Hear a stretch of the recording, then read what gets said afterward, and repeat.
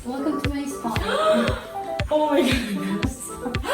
I really hope you keep it on, girl. But I'm so thankful for. I didn't think it was possible to do that. No, seriously. Just keep that dress. I know. I'll sleep here. I'll sleep in this. Parang nag-move in ka ulit. I know. I feel like it's my first week again here in the house. That's how it feels. Here Pwede akong pumunta dito, then turuan mo akong magpulo. Yeah. Ano? Okay, yeah. Now it makes sense. Oh. Bitch. I love that we have a blooper.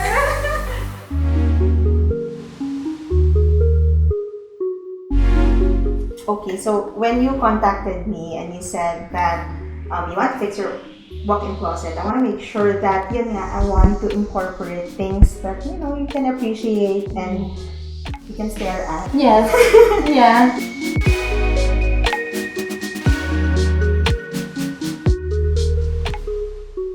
Like these bottles where I had it, the labels personalized for you. That can hold your hair clips and your hair ties and your cotton pads. Inside here are your hair gadgets. But before, it was just inside the drawer. Yes. And at least like when I travel, I could just pick it up and then pack it. Yeah, and I also noticed that you love perfume. Yeah, I'm a collector.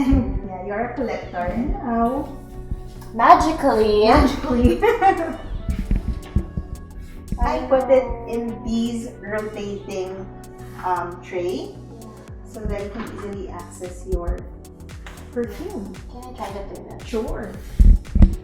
Diba? Mas easier to choose. It's so easy. Because the last time I have to go like that. Now I just have to turn it. Because you have a very classy walk-in closet, I think that it's appropriate for you to use acrylic risers. Yes. But we don't have time na to have it custom made. So I use this It worked. plate risers But it worked. It for worked. your shoes. Yeah. So one thing that you need to consider when you are organizing, di ba I asked you a question kanina, what are the shoes that you usually wear, normally wear, and often wear? So you said sneakers. Yeah. So as long as you can reach it, that's your active space. So that's why andyan lahat ng mga madalas mong isuot. Yes. And then of course, the premium slippers. The kakatoes. The kakatoes Yeah. have their own, Yes. little space there. Right. Yay! Okay, of course, your bags. Oh! Super! Yeah, because it's primary colors, diba? So I noticed kasi I'm trying to analyze what type of either shopper or collector you are. And then these are actually document sorters. Yeah. That I used for your bags as well. Para at least hindi siya natutumba. Yeah. And hindi din, parang magkakakabit yung bags. Magkadikit. Magkadikit. You showed me kanina your favorite blanket. Yes. I wanted to make sure that, meron din siyang special space. So it's just there. Kasi right now, it's already very fragile. Ngayon siguro that it's stored, mapapreserve pa siya for another 40 years. Hopefully. And this one's really like a very important part for me also as well. I love it. I love that you have these items. And to show people that, it's okay. It's fine to keep sentimental items only if you understand what sentimental means. Yeah. Because if people say that everything is sentimental, then nothing really is. Okay, so thank you so much, Julia, for having us and letting us fix your walk-in closet. I just have a few questions for you. Okay. So how does it feel now when you walk in your closet?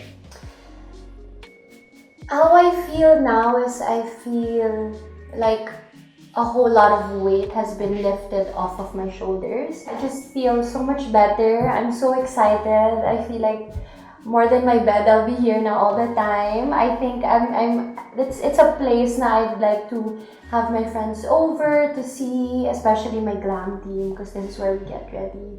So now I can breathe better when I enter this room. So thank you. Thank you too for trusting us to help you figure out what to do with your Yes. walk-in closet because the first time you called me, Yeah. you sounded overwhelmed. So overwhelmed. Pero parang ngayon na nakita ko yung walk-in closet, hindi naman ganun kalaki. Nagulat ako Yes. because I thought na parang it was like a massive closet. Yeah, But I'm actually surprised that you are, well, maybe I can say a very minimalist celebrity. Yes, So yeah. what is your favorite spot now here in your walk-in closet? So hard. Honestly, it's so hard because I'm torn between this area, or that area. So it's either the dresser, this center island, or Yeah. your shoe collection And the bags. and the bags. But you know what? Ang pinaka na-amaze talaga ako was just how you made all my shoes fit into that closet. Because, I mean, if you're gonna show before and after photos, like, all my shoes were already outside of the closet. It was everywhere here, on the floor. So, wala na talaga siyang organization at all. But now, like, everything fits in the closet. And it's just so nice to see. It's so nice to see. I just want to point out the sentimental drawer that we made for you. But I'm so thankful for. I didn't think it was possible to do that. Yeah, but it's something that, people sometimes they think na parang all sentimental items should just go inside the box. Right. But when you mentioned to me that your blanket, you always bring it anywhere and everywhere, and I want to make sure that you have an access to your security blanket together with the items, the personal items of your lolo. What are your key takeaways from this project?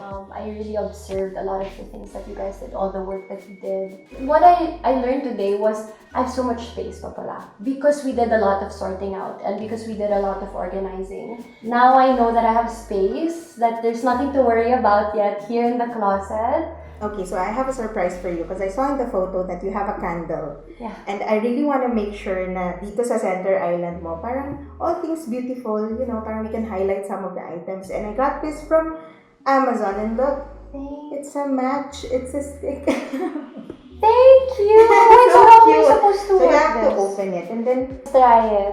Ang galing! no? Look, there you go. Thank you! Ang galing! Ang cute. So, that? diba, parang Yeah. when you have this beautiful space, parang everything that you want to be in there are just all things beautiful. Yes, that's Even right. as simple as a Yeah. matchstick. Thank you! This means everything to me. Yeah. So just want to thank you again, Julia, for this opportunity for us to help you organize your closet. Thank you also. Thank you so much. Thank you so much. Thanks, everyone. I hope you enjoyed this episode. Until the next time, stay neat, everyone.